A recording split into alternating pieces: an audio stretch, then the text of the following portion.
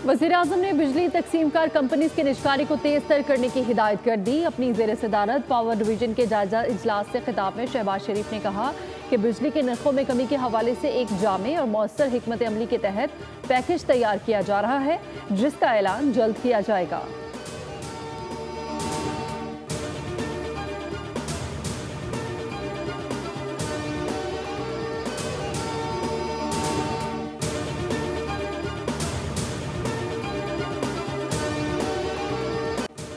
यौम पाकिस्तान के मौके पर ऐवान सदर में आला सिविल और कौमी एजाज़ात तकसीम करने की तकरीब। सदर ममलिकत ने नुमाया खिदमात सर अंजाम देने वाली अहम शख्सियात को आला एजाज़ात से नवाजा।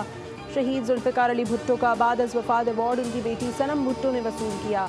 सदर पाकिस्तान की जानिब से पाकिस्तान आर्मी, नेवी और एयरफोर्स के अफसरों और जवानों के लिए भी अस्करी एजाज़ात, 185 chief of army staff commission card, 23 हिलाल इम्तियाज़ मिलिट्री, 112 सितारे इम्तियाज़ मिलिट्री और 133 तमगा इम्तियाज़ मिलिट्री अता किए गए। गवर्नर हाउस पंजाब में भी आला सिविल एजाज़ात नवाजने की तकरीब हुई।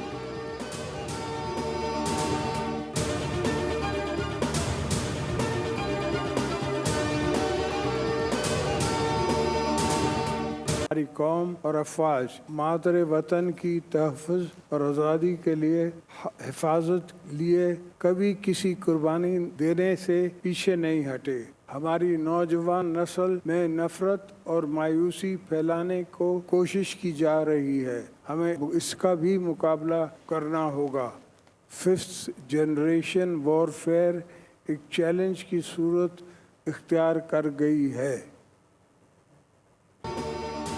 यौम पाकिस्तान पर सदर ममलिकत, वज़ीर-ए-आज़म और अस्करी क़यादत की कौम को मुबारकबाद। आसिफ ज़रदारी का ऐवान सदर में यौम पाकिस्तान की तकरीब से खिताब।